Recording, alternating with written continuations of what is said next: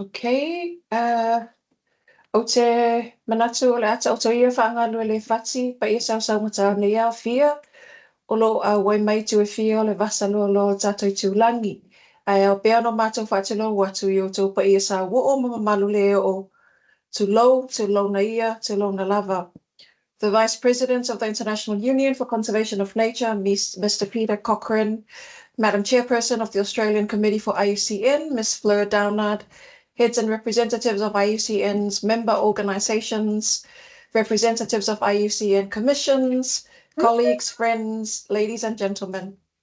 Allow me to firstly acknowledge the traditional owners and custodians of the lands on which we are all meeting today, and their continuing connection to the land, to the whanua, to the vanua and whenua, the waters, the ocean and community. I also pay my respects to their elders, past, present and emerging. Ta'alofa lava ni Sambula Vinaka, good afternoon and warm Pacific greetings. Ladies and gentlemen, I'm pleased to deliver the opening remarks on behalf of IUCN Oceania Regional Office for this virtual convening as part of the lead up to our World Conservation Congress in October. This meeting brings together representatives from the Union from across the globe, as well as the IUCN Oceania region, including Australia, New Zealand, and the Pacific Islands. Would like to thank you for making the time to attend this important engagement and for your commitment to this work. This convening will focus on the World Conservation Congress. It will be an opportunity to share knowledge and information, to seek understanding of the different processes and the different aspects of Congress, and it will simply provide you all with an update on where things are at as we continue to prepare and coordinate our efforts, ensuring that Oceania as a region will utilize this platform not only to showcase our contributions to nature conservation, but also to expand our networks and connections with partners who can continue to support us in our nature conservation work, noting what is at stake, acknowledging the clear linkages between biodiversity loss and climate change. For the Pacific Islands, climate change is widely recognized as the most significant existential threat to our region, and the impacts of climate change will exacerbate biodiversity loss, which, as we know, is irreversible. Ladies and gentlemen, your engagement at Congress, therefore, will allow you to contribute to the shaping of motions and policy decisions for the Union over the next 4 years and beyond, towards elevating our voices and our efforts in addressing our key developmental challenges, biodiversity loss and climate change. For this webinar, our Councillor and IUCN Commission chairs will lead the discussion towards gaining a better understanding of the negotiations and voting processes at Congress. And as members, this is your opportunity to have your say as we consider policy issues that will guide our work moving into the future in response to our environmental and social challenges as a union.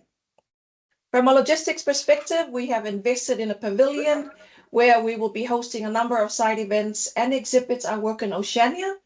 A program is being developed for the Oceania Pavilion, and we will share this with you all in due course, so you are aware of what will take place at our pavilion, and so that you can stop by and use this space, because this would be your space at Abu Dhabi.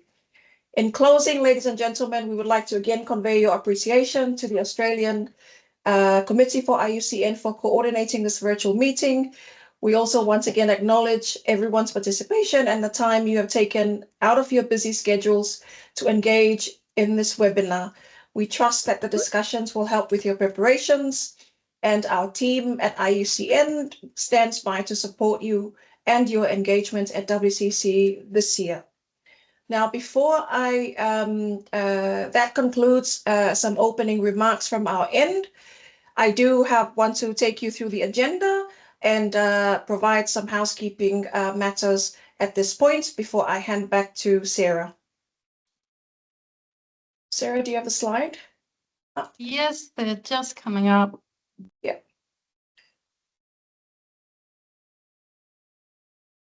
So in terms of a quick, thank you, Sarah. So in terms of a quick overview of the agenda, we are now just doing the welcome and a quick overview of the agenda.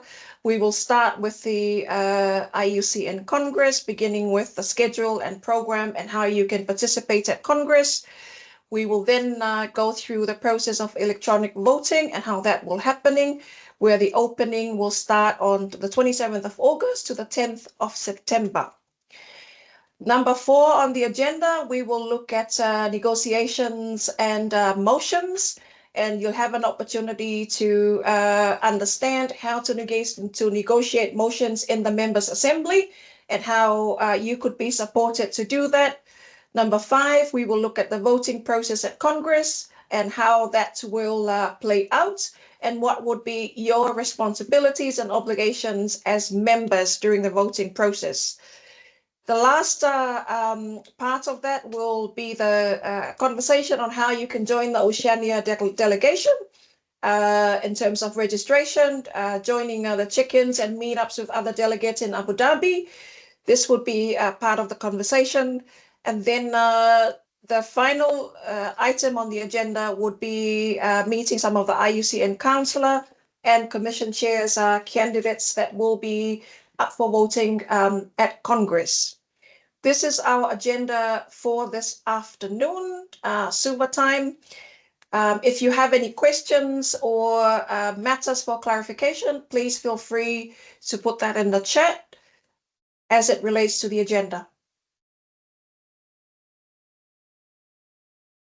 Thanks, Leituala.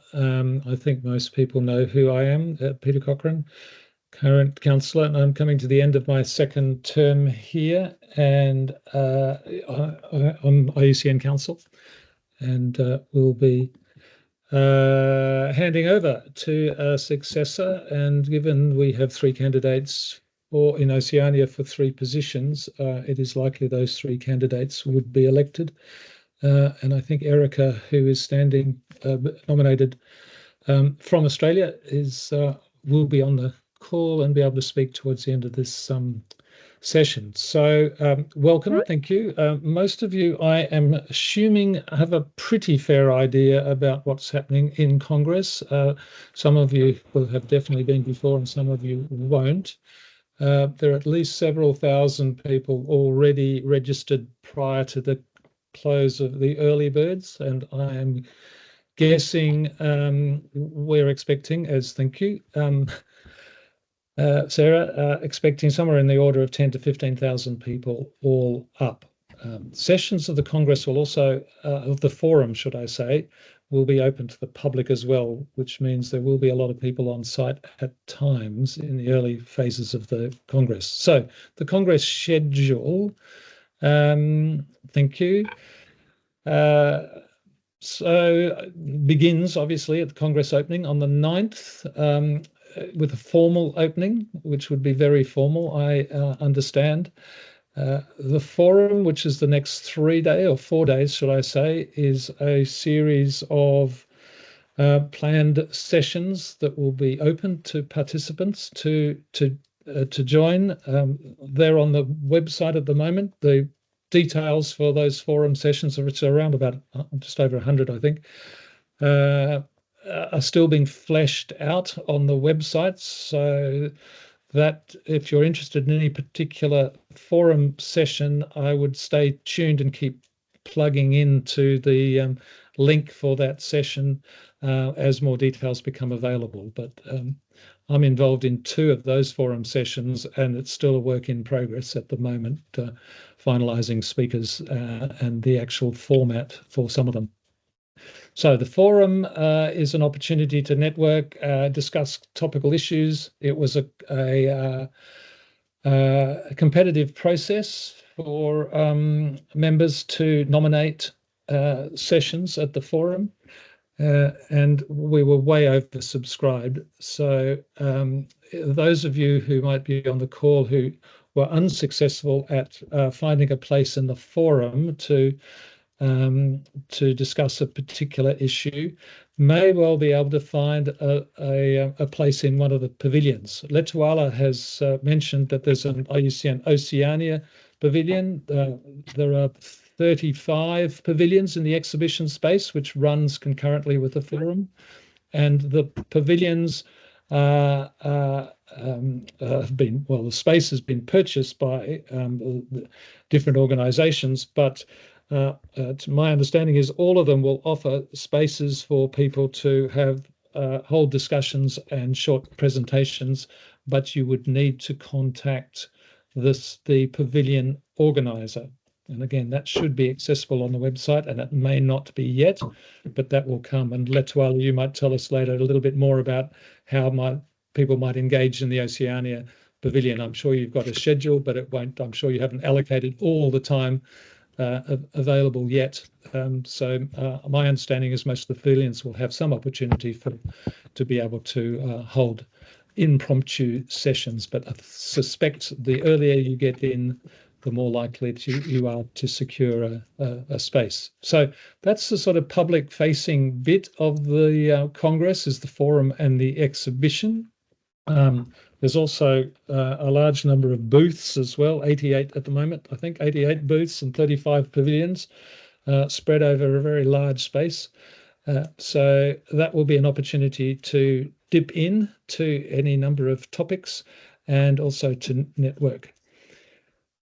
So that's the first 4 days. Thanks, Sarah.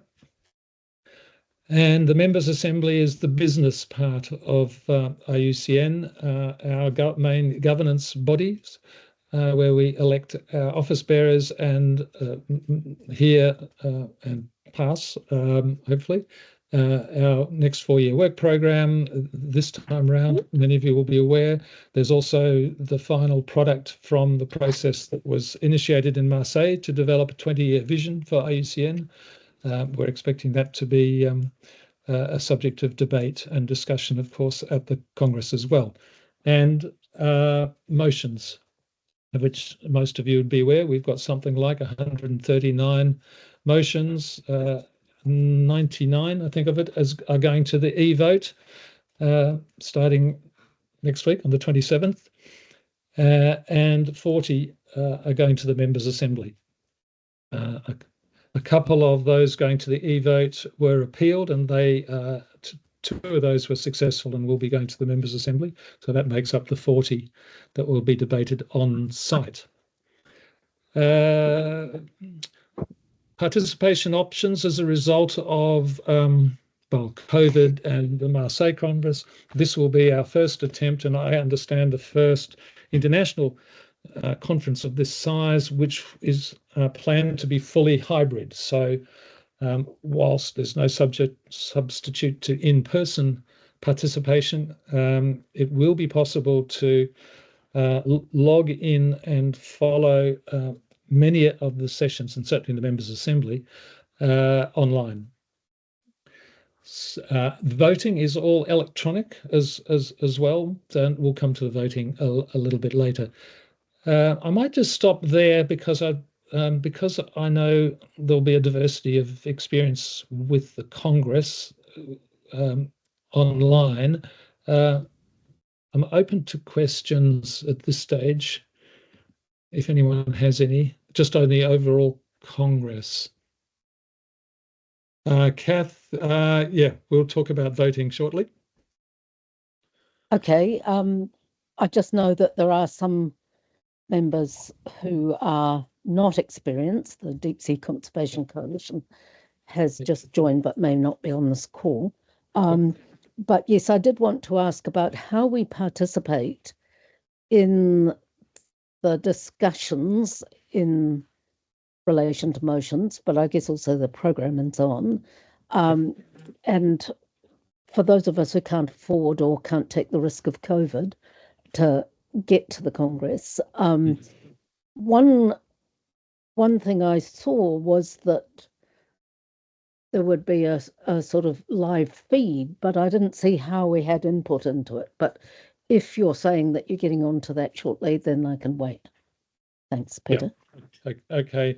The the voting, probably the most important thing right at this stage, and Fleur may come to this, but is to make sure your authorised vote holder is clear for your organisation, that the IUCN has that registered, and every organisation is absolutely clear who is actually going to be voting, because in some cases they will be voting from their own computers, particularly obviously if you're running remotely. But even in the sessions, you need to be absolutely clear who has the vote holder, because that's all programmed into the electronic voting system. And if you're not the authorised vote holder, you won't be able to vote.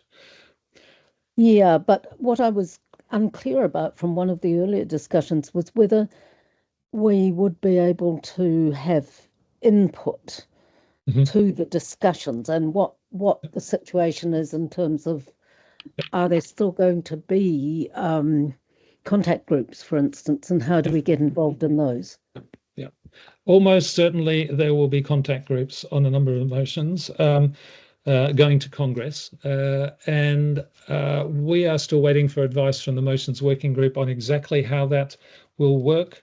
There has been some discussion about whether some of those contact groups might open before Congress, so they can be done just purely online before people arrive, because 40 motions is a lot of motions, and we only have 3 days during the actual members' assembly to process a lot of business. So the more we can do some of that beforehand, the better. And I would be almost certain that contact groups will operate during the forum and the exhibition days, the 4 days before the actual members' assembly, if not earlier. That advice will come out fairly soon. Thank you. Now, sorry, it does raise the question though, and I'm 99.99% sure you will be able to participate remotely in those contact groups from wherever you are. The only trouble will be the time zones, of course, that they happen in. Okay, sorry, there was another question. Yeah, there's a comment in the chat just saying the advice received was that the Motions Working Group will open up contact groups 3 weeks prior to Congress, and it will all be online. Thank you, Kate. Yeah. I can paste in that info because there's a little bit more to it, Sarah. Oh, great. Brilliant. Thanks, Kate.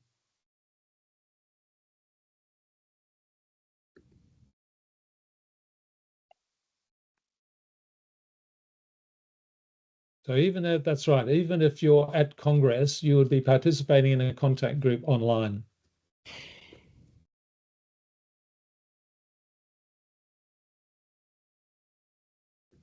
I guess the reason I was asking about this was that last time when we had the COVID process, we were supposedly able to follow what was going on, but actually the buffering of the broadcast was such that it kept freezing, and we couldn't follow the debate on the floor about any of the well, we could for some, but all sorts of crucial moments, the thing just locked up and we couldn't see what was going on. Just like to avoid that situation again. I think the organisation is a bit scarred by that experience, and so there's been a huge effort to put into ensuring that that system works this time. Thank you.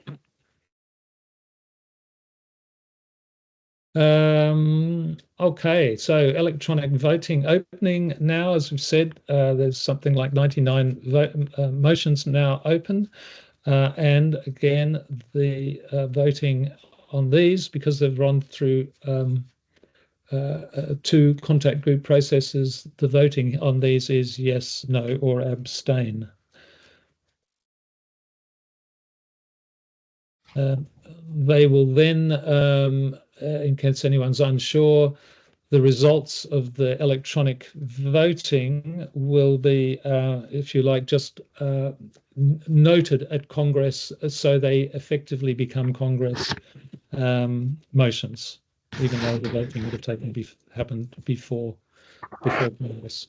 And there's a formal step to make sure they all become Congress motions as per the others that are debated at the Assembly. Any questions on that process, the electronic voting process? Just a question here. Yep. Can you hear me? Yep. Yes. Okay, this is Talia from Samoa. I'm not just asking, you know, for your eligibility to vote, for that electronic voting. Yep. You know, do you need credentials from the government, or the registration is just enough for your eligibility to vote? Your ability to vote is that you are the authorised vote holder from an organisation that is in good financial standing with IUCN. You have to be an IUCN member and you have to be in good financial standing. Your organisation should have been advised of that status quite some time ago. If you are unsure who the authorised vote holder is, or whether your organisation is a valid member in good standing, you can ask the membership unit in IUCN at IUCN headquarters, or Leituala, perhaps the Oceania office can help in that regard as well. But that's not a difficult thing to just check on. And I would certainly, if you're unsure, I would check. Okay, thank you. Yeah, thanks, Peter. And Fatai, so Facili. I think for Samoa, I understand. I think yourself or someone else has registered, and your dues are in order. Therefore, you are eligible to cast a vote at the process. Okay, but yeah. I should say that the Council's Governance and Constituency Committee has been processing a very large number of new member applications. I think last week another 40-something members were approved. And again, they should be, if any of those members are on the call, yeah, you've got a bit of an uphill process coming to grips with IUCN, but welcome. There are a lot of NGOs are joining IUCN at the moment. I think it's been almost every other month we've had another 40 or so. And they're still approving them. There's a cut-off fairly shortly where the last lot of membership applications will be considered, and then that will be it before Congress.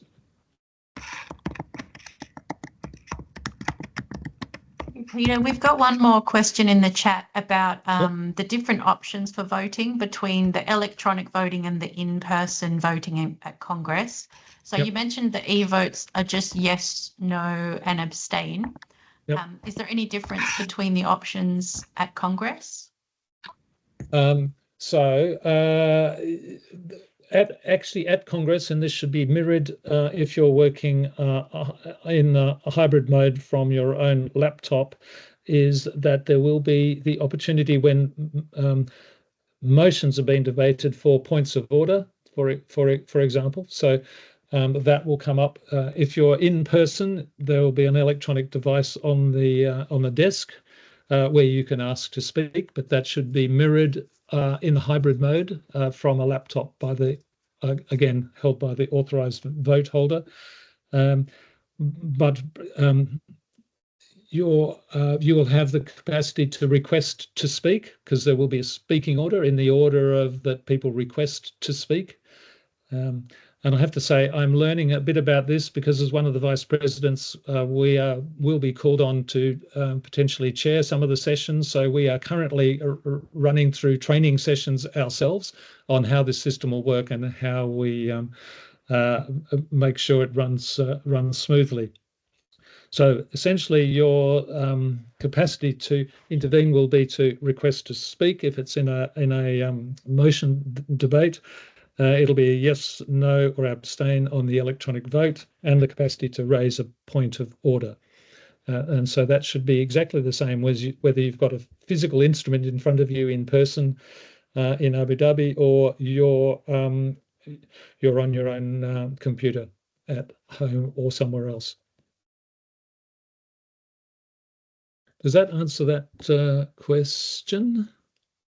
Thank you, Peter. And yes, I think Julia Robinson, please let us know if that answered your question as well. So there is an opportunity to provide a written comment, I guess, if you're if you want to attending explain your electronically. vote, if you want to explain why you in particular abstained or voted one way or the other, there is that capacity to do that. Yep.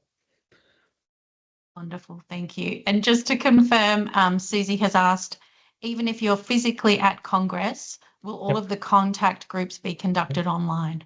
Yes, which doesn't stop you at Abu Dhabi getting together with other members, but you will participate through your own laptop. And there is a note, I think, before saying that Motions Working Group may, if things get difficult, the Motions Working Group, or what will be called the Resolutions Committee, Congress Committee, will or may well ask for a small group to get together to draft, to try to take count of all the different views and actually draft some sort of compromise, or at least try to accommodate as many of those views as possible. So there may be a drafting group that might be in person, but again, it will be possible to join those things online. That capacity will be there.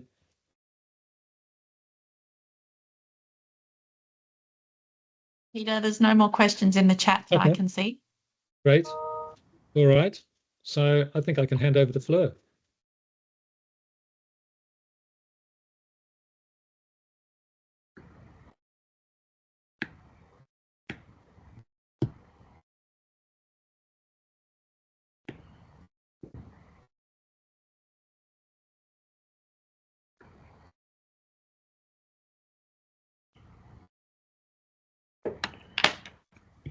Hi, my name is Usha Arif. I'm from Great Barrier Reef Marine Park Authority. I just want to ask a question regarding the voting process, in terms of the actual stepwise guidance as to how to undertake the actual voting. Will there be a guideline provided closer to the date when the electronic voting opens up, as well as for the members' assembly? Peter, you're on mute. Thank you. One of the first things that happens in the first session of Congress, the first session, which I think is on the 9th, they will run through how to vote. So there'll be a trial vote just to make sure everyone understands the system and is comfortable with it. But there also will be guidance, but the most useful thing is actually the practical exercise of actually doing it. Thank you. And how about the electronic votes?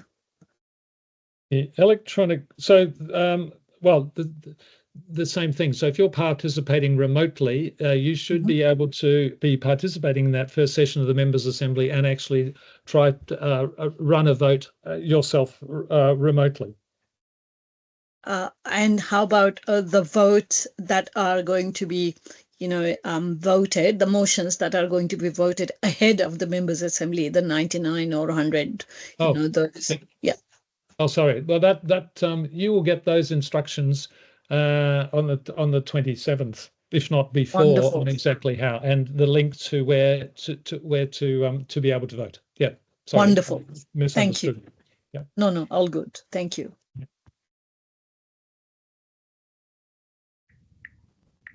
Thanks, Usha, and thanks, Peter and Leituala, for your really wonderful sort of introduction to how the IUCN World Conservation Congress will operate. Can you all hear me and see the slides okay? Yes, thanks, Fleur. No worries. For those of you that don't know me, I am Fleur Downard. I'm a Director of the International Environment and UN section in the Australian Government Department of Climate Change, Energy, the Environment and Water. I'm also the Chair of the Australian Committee of IUCN because the Australian Government is one of the board members for the Government House of the ACIUCN. So my team leads on a number of international environment negotiations for a number of multilateral environmental fora.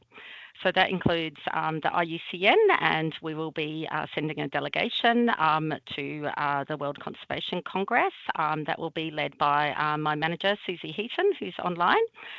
So we're the state member for IUCN and also the national focal point, and that's held by Liz Dunlop in my team and assisted by Dylan Persh.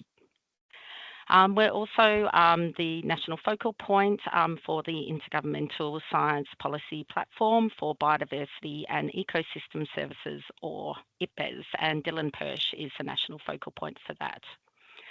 As Australia is a G20 member, we also lead on G20 environment sort of negotiations, and they sort of deal with a number of cross-cutting sort of priorities on environment, water, climate, biodiversity, land degradation, and they're normally set by the presidency each year. We also look after the UN Environment Programme, and we're currently the JustCans Chair for UNEA 7. And sort of JustCans is a group of like-minded countries that includes Japan, the UK, also the US, Canada, New Zealand, Norway. And that's a really important group for and many multilateral negotiations in sort of sharing like-minded views. We also lead on the UN Convention to Combat Desertification, one of the 3 Rio Conventions, alongside the Convention on Biological Diversity and the United Nations Framework Convention on Climate Change, and I'm the national focal point for that. And we also work on environmental chapters of free trade agreements, noting Department of Foreign Affairs lead on that. So all these fora involve an element of negotiations. So today I was going to give a little bit of an overview about sort of how a negotiation might work at the World Conservation Congress. So at the World Conservation Congress in Marseille in 2021, I was leading the International Environment and UN team and was one of the negotiators. So I was actually, this was actually my first negotiation. I was ably assisted by our IUCN National Focal Point, Melissa Jakes-Brown, and another negotiator. It was held remotely or hybrid due to COVID-19, and so we attended the negotiations sort of online, sort of probably different to this year's Congress. The contact groups were hybrid, so there were some people in the room in Marseille, as well as people negotiating sort of online. And anyone has the opportunity to make an intervention during the negotiations, NGOs, and also state members and government agency members. And we would make interventions by raising our hand online, or if you are in person, which I note this is not going to happen this time, but normally like raising your flag is a way that you can indicate that you would like to intervene. Now I'm just going to run through, sorry, I'll just change the slide. I'm just going to run through sort of how a negotiation might sort of work, just to sort of give you all a little indication of how it might work. Obviously, as I mentioned before, my team attend a number sort of negotiations over the course of each year. However, I'm sort of conscious that IUCN World Conservation Congress only comes around every 4 years, so I thought this might be helpful.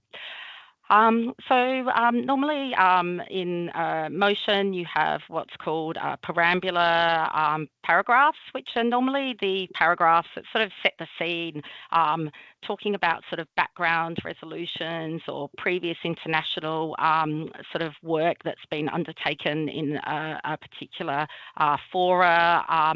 And then you have what's called operative paragraphs, and they're the ones that really sort of set the scene for what IUCN state members or IUCN commissions might need to do to implement this motion following its agreement.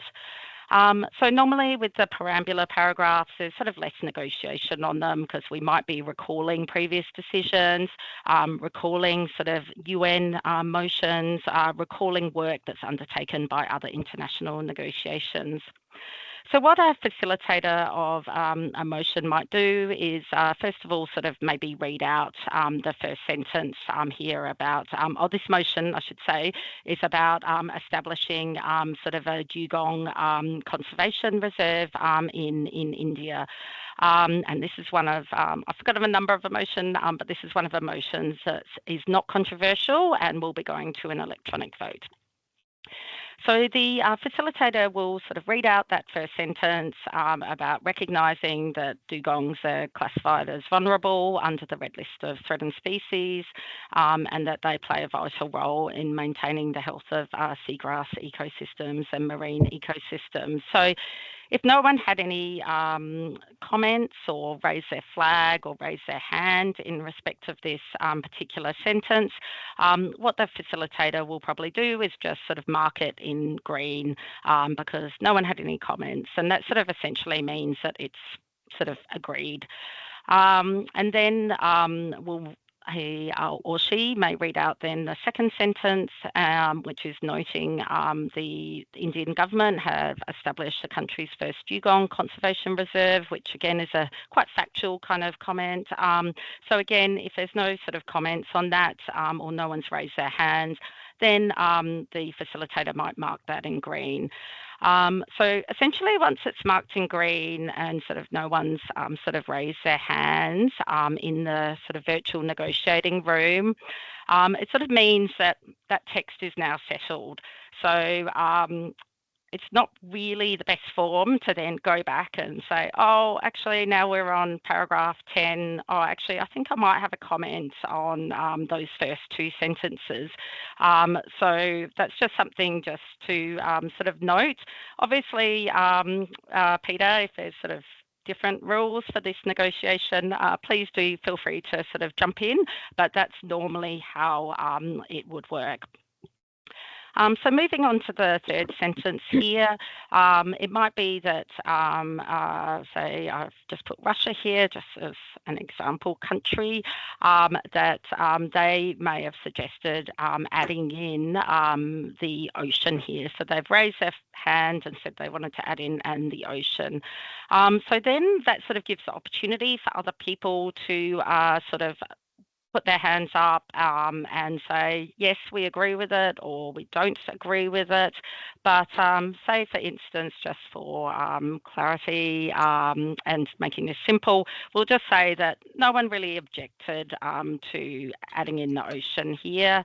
And then what will then happen is that the negotiator, the co-facilitator, sorry, will then mark that text as black and then we'll sort of green it as well. So then that means that third sentence is then agreed. Moving on to the fourth sentence here, again, it's just an example. We note that uncontrolled fishing practices, and then Australia, us, we may raise our hand and say, actually, we want to include illegal, unregulated and unauthorised, or IUU fishing in here. So we've made that comment, and then New Zealand has also then sort of backed us in on this. And then it may be some NGOs also want to add some comments to this particular sentence and include in that marine pollution can also, and plastics and chemicals can also impact dugong populations and also the marine ecosystems of Polk Bay in India. So then that's an example of where the text has been added in. Again, what the facilitator will then try and do is just try and test with the room to see whether anyone's got any comments, and if no one else had any comments, and they'll do the same thing. They'll probably read out the sentence again and then take it as sort of agreed, and then take out the sort of take out the square brackets and the country names, and we'll take that one as agreed. So yes, these are sort of the preambular paragraphs. So yeah, so I think I've just put another example of where maybe just in that fifth sentence where we've recalled an IUCN resolution, there was a reference to communities there. However, Australia is proposing, and Canada and New Zealand, to delete the reference to communities, but they want to change it to Indigenous peoples as well as local communities. So expanding the range of peoples that could conserve that. I'll just now move to the next slide. Just bear with me. I will just move it down on my computer screen as well. So now this is just an example of an operative paragraph where it's encouraging IUCN members, state and non-state actors and conservation organisations to take certain actions.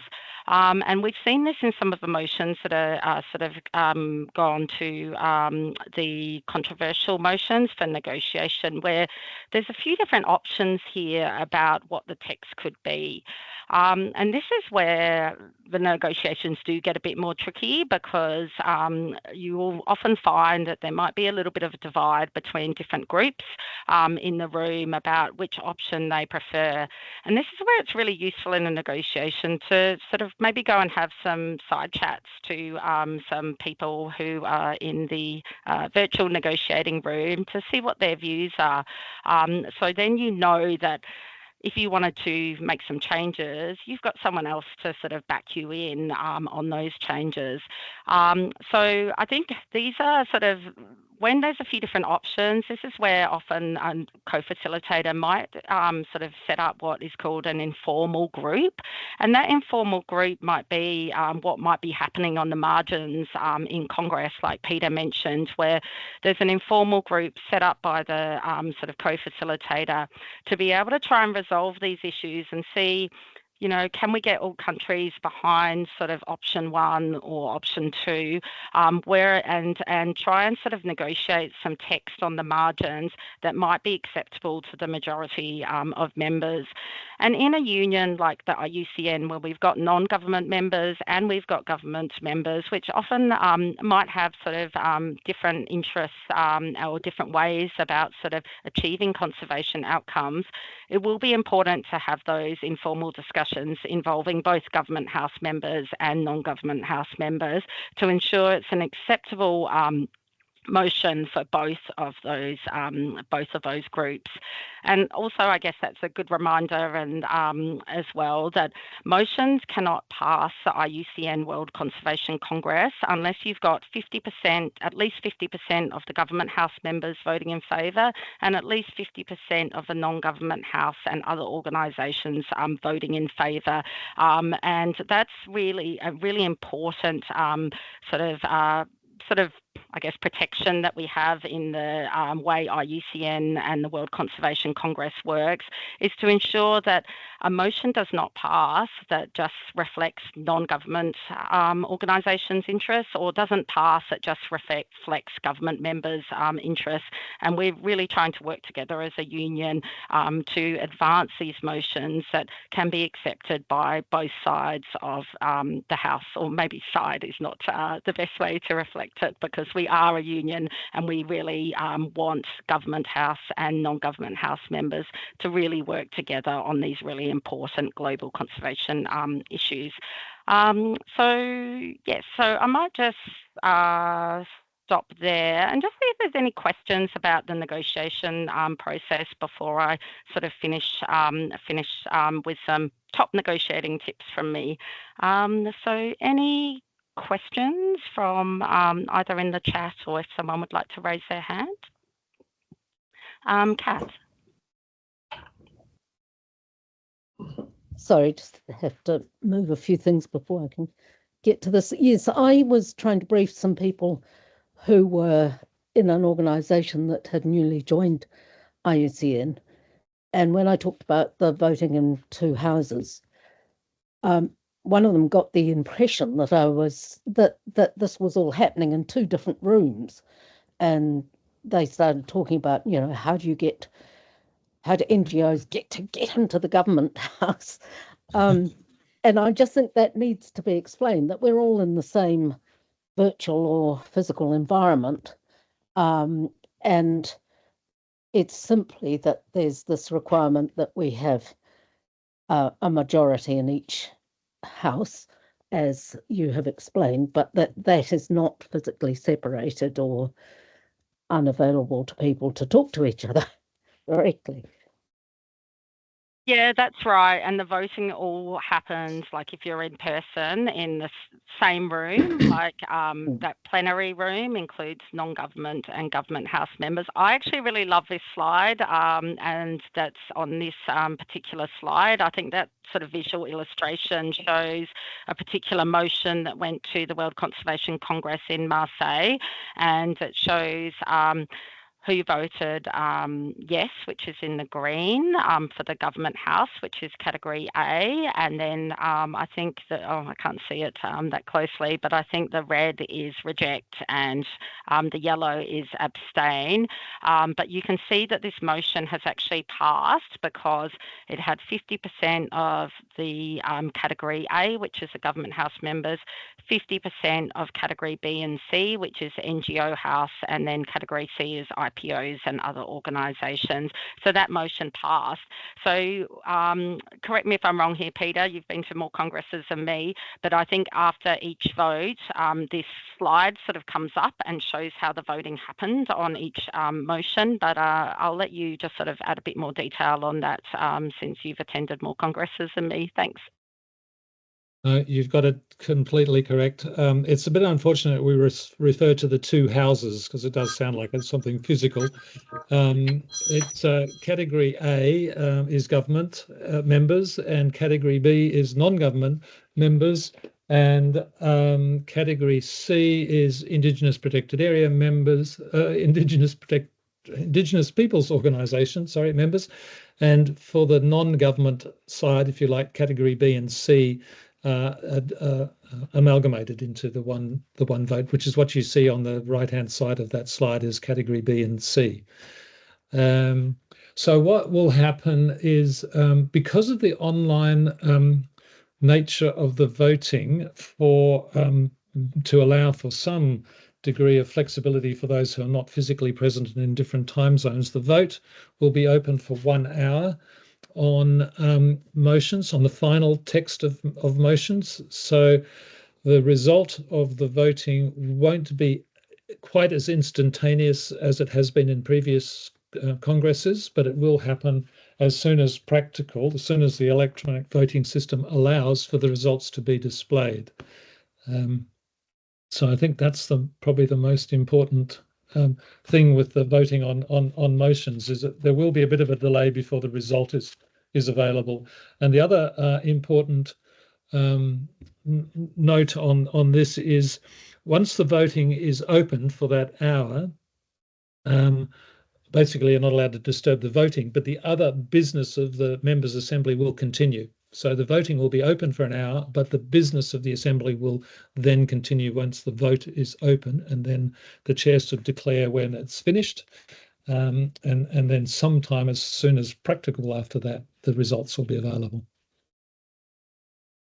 Sarah. I think Kath has got her hands up Kath. first. Oh, okay. Yep. Yeah, sorry for butting in, but I think some people may need an explanation of the government lead agency, the other agencies and local government, and how they all fit together, voting wise.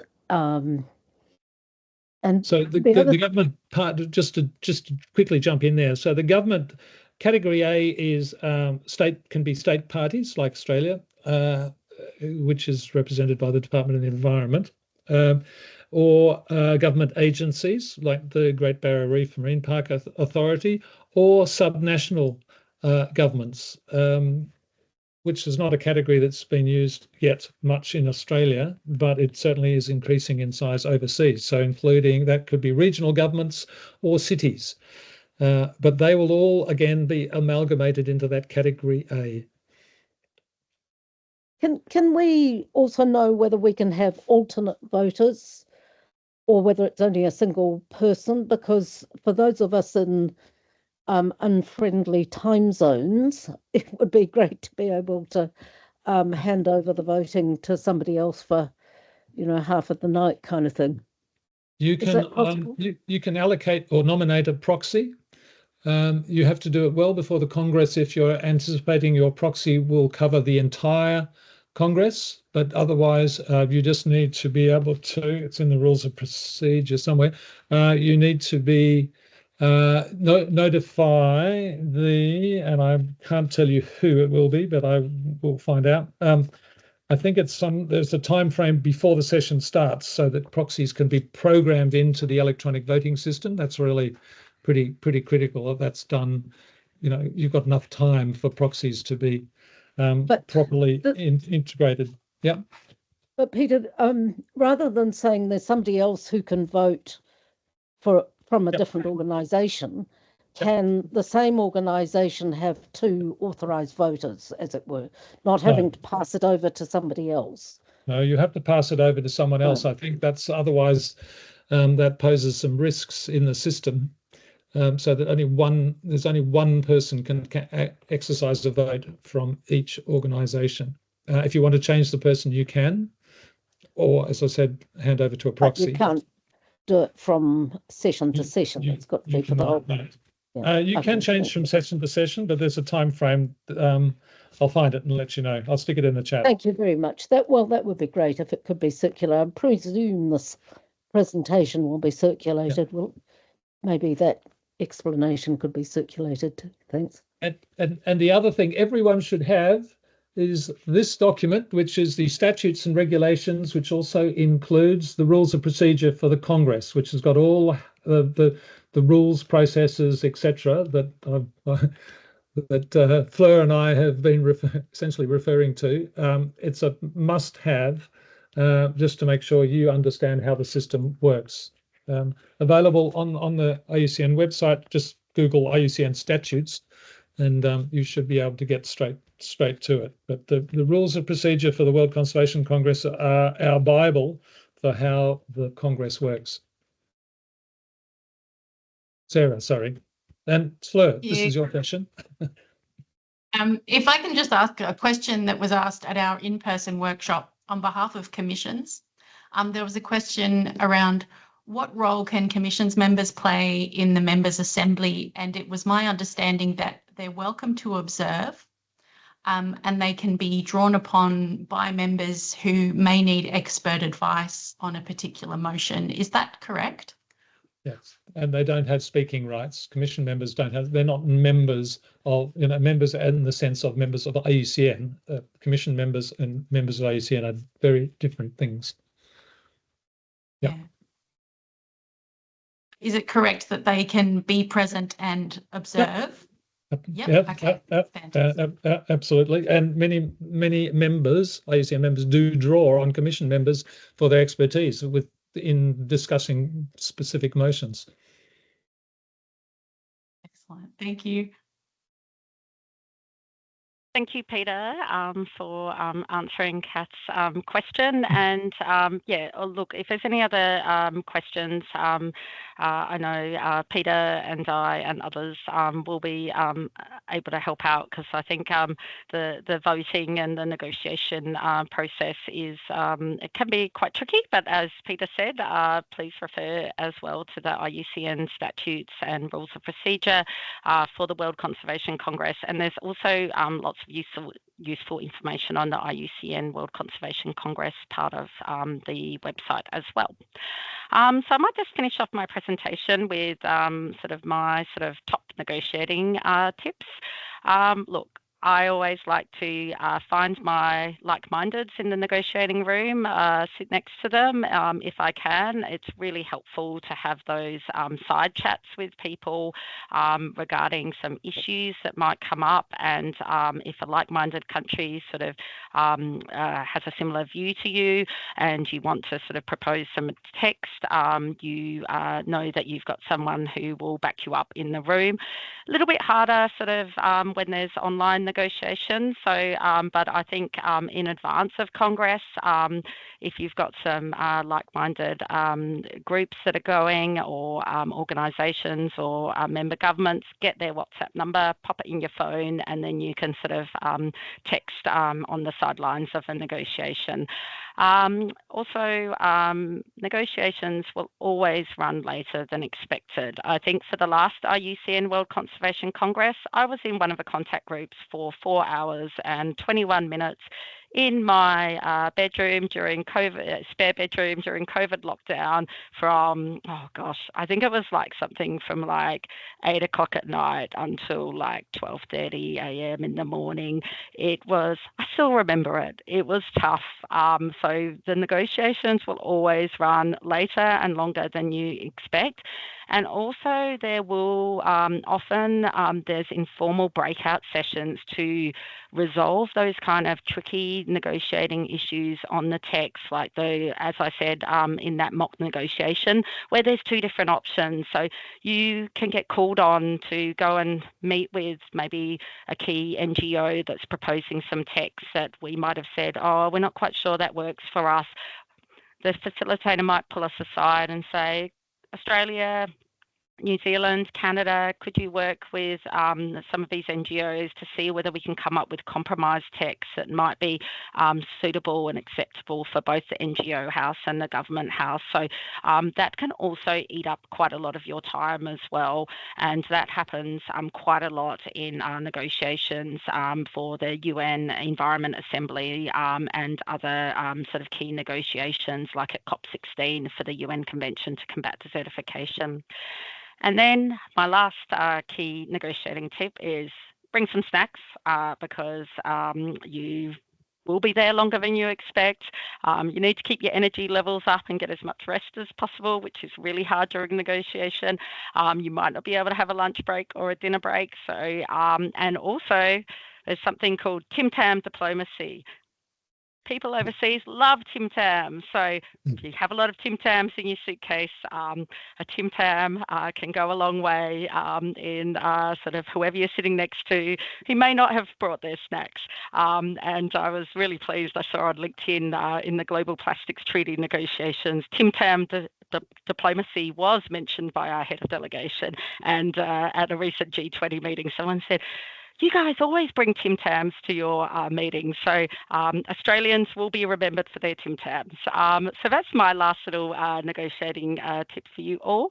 And here is sort of contact details. So feel free to reach out to us.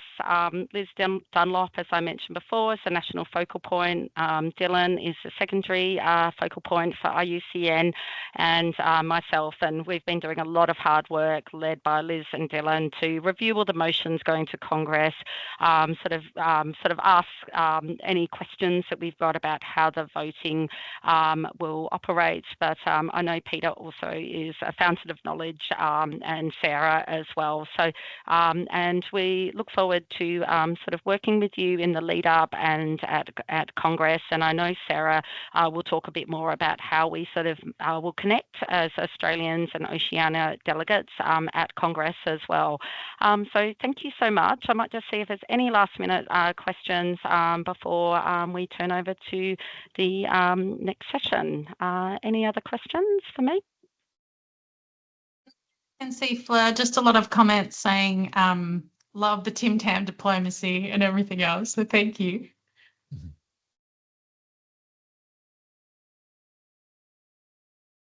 Thank you. Sorry, I don't have an agenda right in front of me, so I can't remember who's the next presenter. Apologies. Okay, Sarah? thanks, Fleur. We did have one question just pop up right now. Apologies. Do we have any guidance on whether motions negotiations will focus only on resolving text currently in square brackets and bridging text, or are draft motions open to new text inclusions? I might let Peter ask for that. Yep. So for the electronic votes, no, the voting on for electronic votes, those 99 motions, that will be yes, no, abstain, that there's no more negotiation on those. They've been through 2 contact groups. the 40 that are going to the Members' Assembly, yes, they will be open to amendments. They're not restricted just to anything that's in square brackets. And amendments can be moved from the floor as well.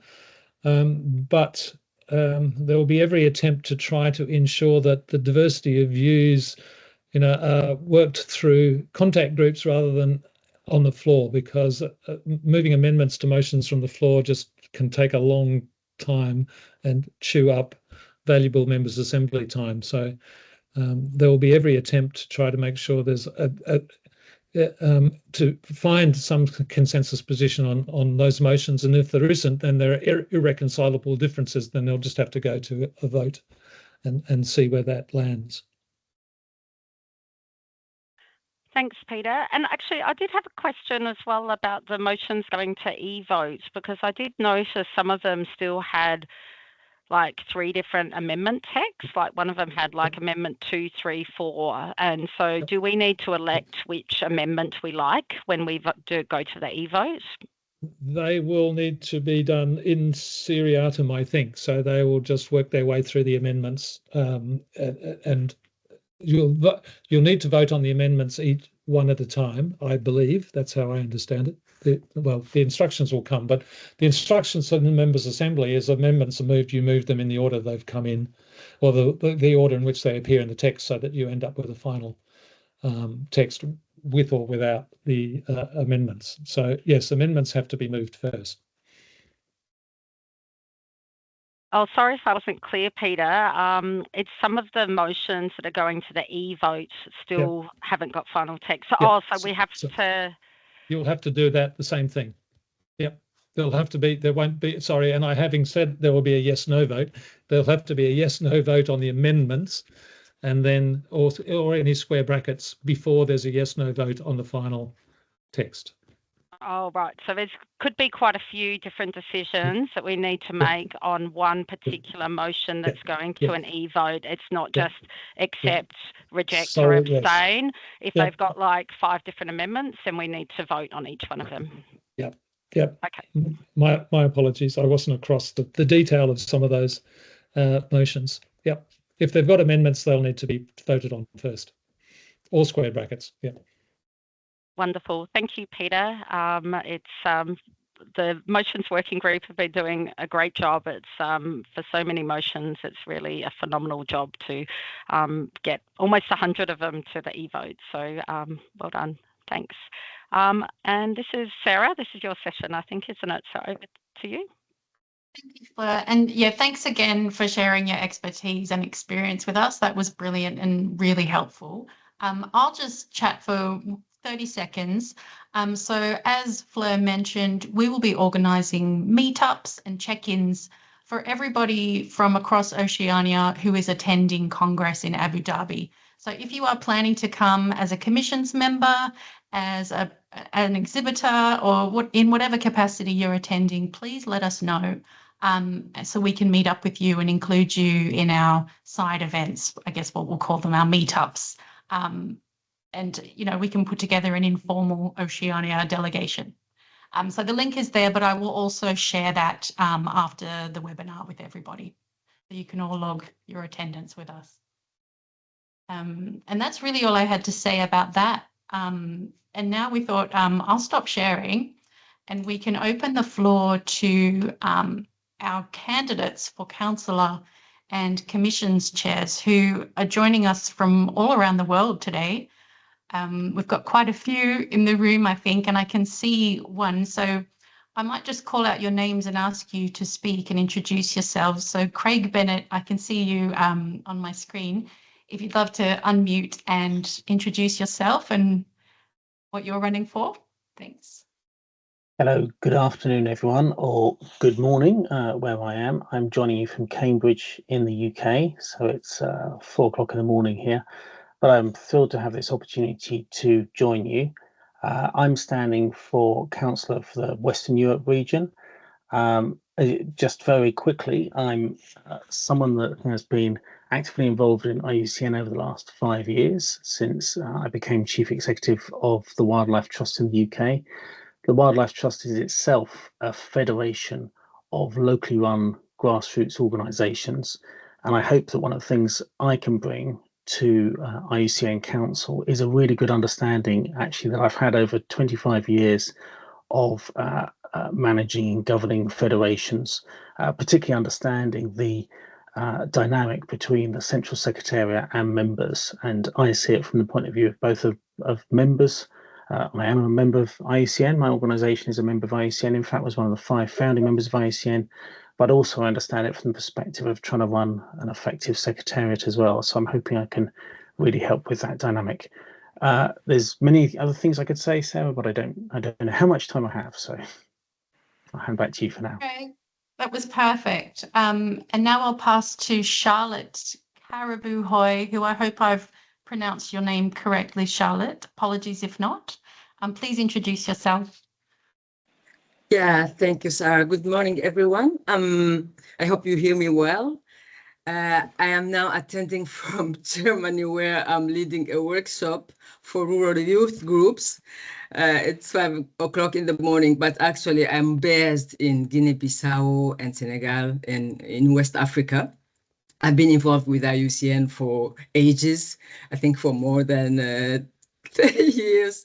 I started actually working with a local NGO that is still a member of IUCN, and then I was involved still with WCPA as regional vice chair for West and Central Africa. I had the chance to work with foundations that support and fund member organizations and member states. So my background is actually conservation, biology, and vet sciences, but I've been working a lot on partnership buildings and, funding, supporting the field work, conservation field work. So I think I bring a very good understanding of local and national issues, but also the regional and international partnership. I think also that we need to bring the council and other IUCN organizations closer to the field. In the field, people don't always feel what IUCN is doing at the global level. And I've been really interested always in linking conservation with culture, conservation with development. And so I think I can really pay back that to IUCN by contributing to the higher decision-making level. Thank you. Thank you, Charlotte. We also have Vasanti, who I think is joining us from India.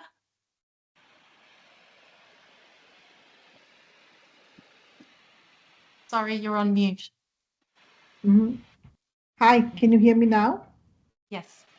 Oh, hello, everyone.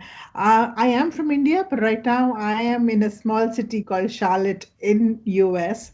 Just arrived a couple of hours ago, so I'm really jet lagged. Apologies if I don't sound very coherent. Actually, I have a presentation to make, but I think I'll stick to just telling you very briefly 2 things. One, I want to introduce myself. 2, I also want to add to what Peter and Fleur very beautifully explained about the whole process. And I want to give a little more details about WCC, especially the work of CEC, the Commission on Education and Communication. So I come from an organization called the Center for Media Studies based in New Delhi, which is a member organization of IUCN since 2016, not currently because we've not been able to pay our dues for a few years, but I have been a very active member of the 2 commissions, both IUCN CEC and the Commission on CESP. So both of these I've been very active. In CEC, I'm also the regional vice chair for South and Southeast Asia. And since 2021, done many interesting initiatives, including doing the first film festival in Bhutan, Nepal, Goa. Actually did a very interesting study in India where I tried to bring the different constituents of IUCN, the country office of IUCN, the commission, and member organization together to do a very interesting study for UNICEF India and the government of India. So me personally, I have last 30 plus years of work in communication and media studies in India, doing a lot of work with both Government of India and a lot of global organizations, including UNEP, WWF, and many others, key players, and a lot of countries also. So I feel that I can bring the kind of dynamic action that is required for this particular role as the chair of a commission, which really is a cross-cutting one across all other work that all of us in the conservation sector do, plus all the other constituents of IUCN also do. So I think it's very important that we support this very crucial component that we often oversee, which is the communication and education component of conservation. And I have 5 very clear mandates. If anybody is interested, I will be more than happy to kind of do a more detailed presentation of what my mandates are. But I have a website which I started only for the campaign so that I can communicate to all of you very clearly. It's called vasantirao.com. Please do see it. And if you have any questions, I'm happy to answer that. But the second part of my presentation today is to add to what has already been explained about WCC, is that the first time CEC is doing a pavilion on nature-based education. I hope all of you will participate and be actively involved in it, because I know all of you have done some amazing work. In fact, I initiated the first ever global survey on education for biodiversity, and we got more than 500 responses from all over the world. I'm sorry to say, from Oceania, we got the least responses for whatever reasons, but we've got some amazing responses from all over the world, and I can see what innovative work that is happening, both formal, informal, and non-formal ways of education and learning for biodiversity. So please do come, share, learn, and also connect with us, all the members. At least the CEC Commission candidates, both me and my opponent, Dr. Meg Otonio, will be there. You can talk to us and decide on your own. Because one of the most important things, which I'm not sure Peter talked a little bit about, is that there will be elections on one of the days where all new members will have to choose not only councillor members, but also commission chairs. And this is going to be a very important role, because they will be talking about and leading the work of IUCN in the next 4 years. I'll stop here. For any further questions, I'm happy to answer anytime, available for all the amazing work that you do. Thank you. Thank you, Vasanti. And we also have Maud from France joining us. Welcome, Maud. Hi everyone. Many thanks to Sarah for giving me the opportunity to speak before all of you today. It's a little bit early in France without coffee.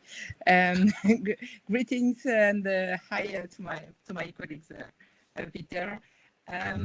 Maybe to present me briefly, because we are many candidates and I will be concise. I'm a lawyer with a PhD in environmental law, and I have been councillor for Western Europe over these last 4 years, and I attended to all the council meetings.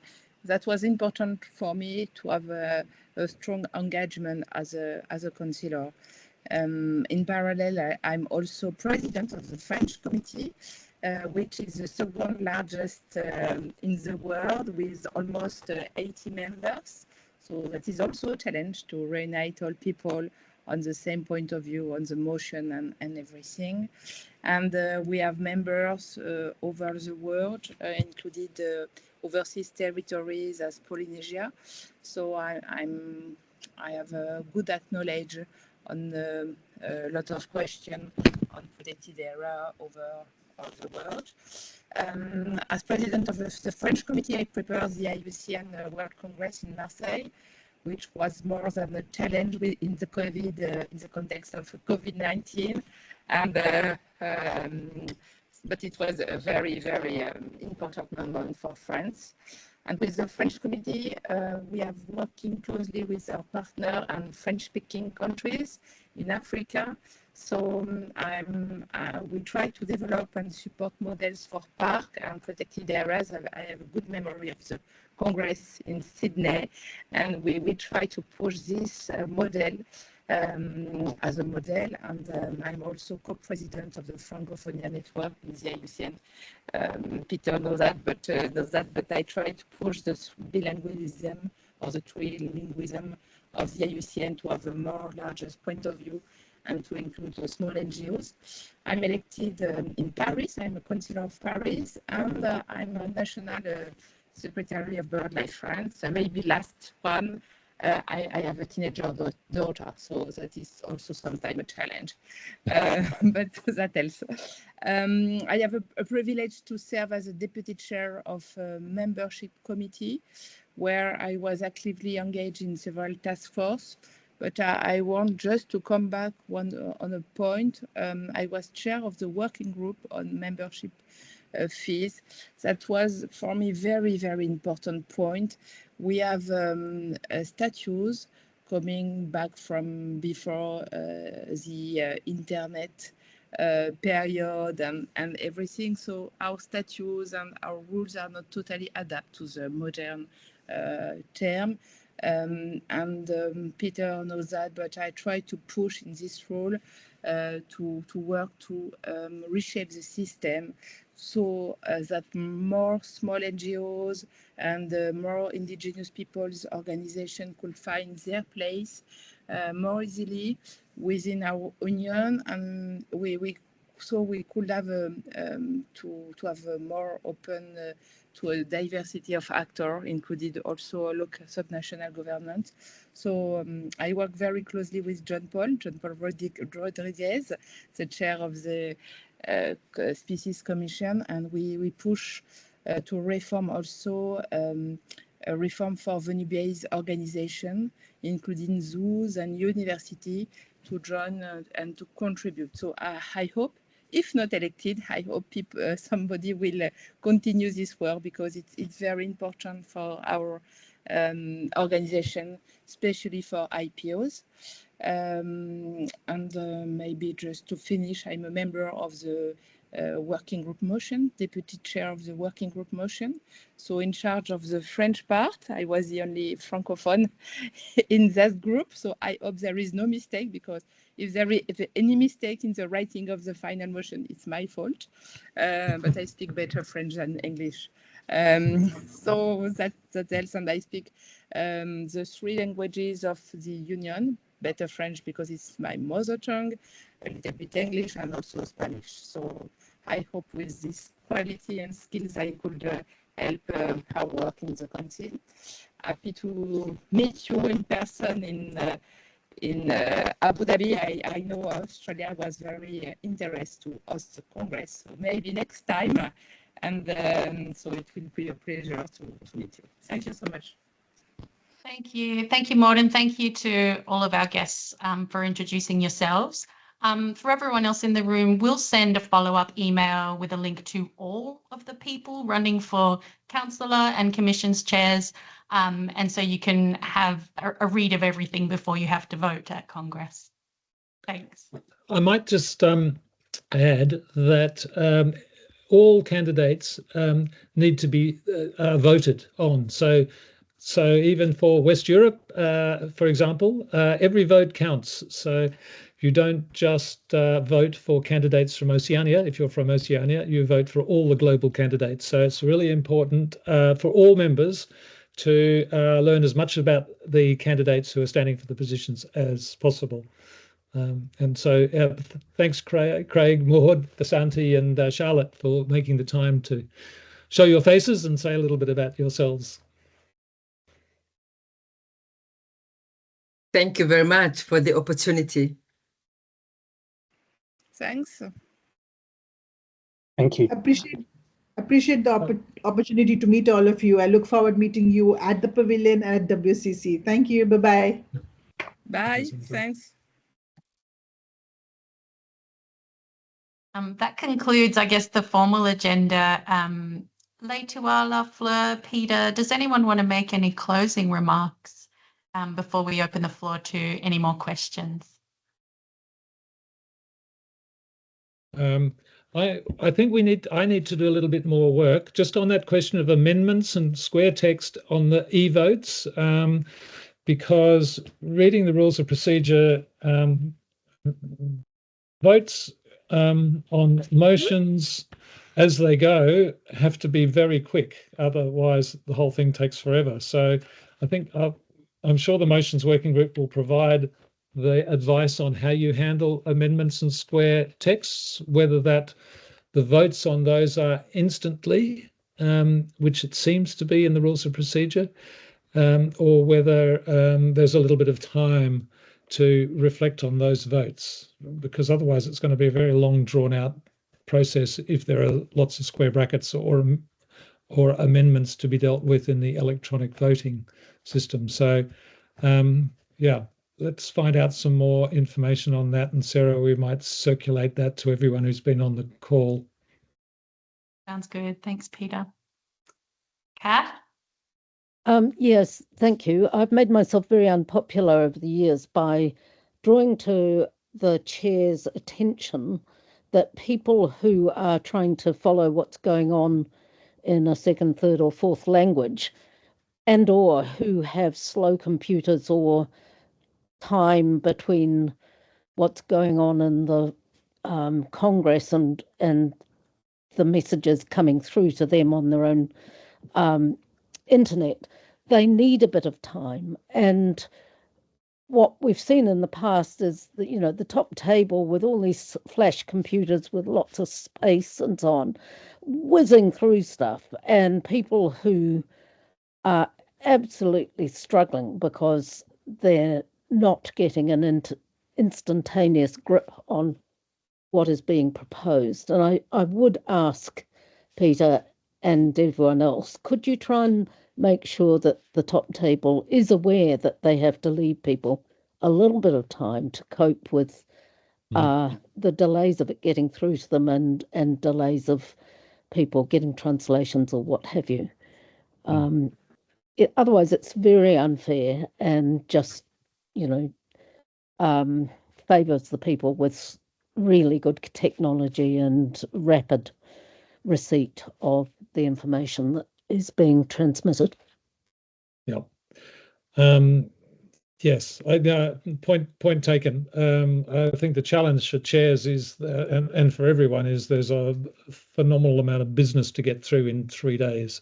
So our challenge will be trying to do that in the fairest, most efficient, but equitable way. You're right. There will be some simultaneous translation into the 3 IUCN languages, but you're right. There will always be some sort of time delay somewhere in the system. Thanks, Kath, for the reminder.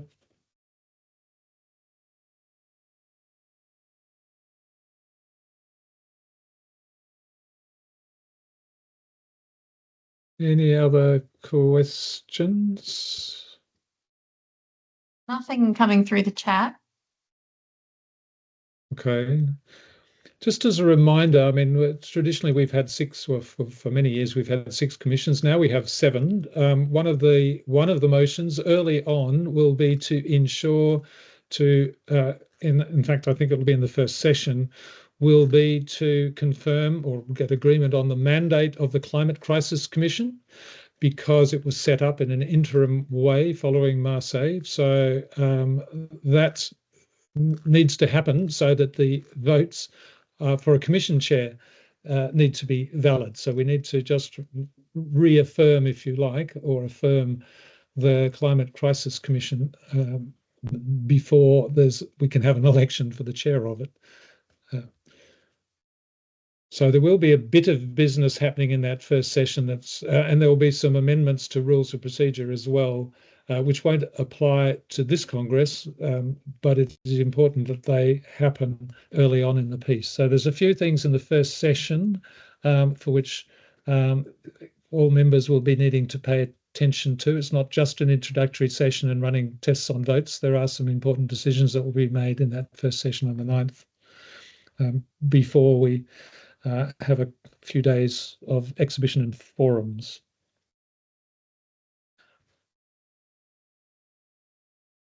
Okay, I don't think I've got anything more to add.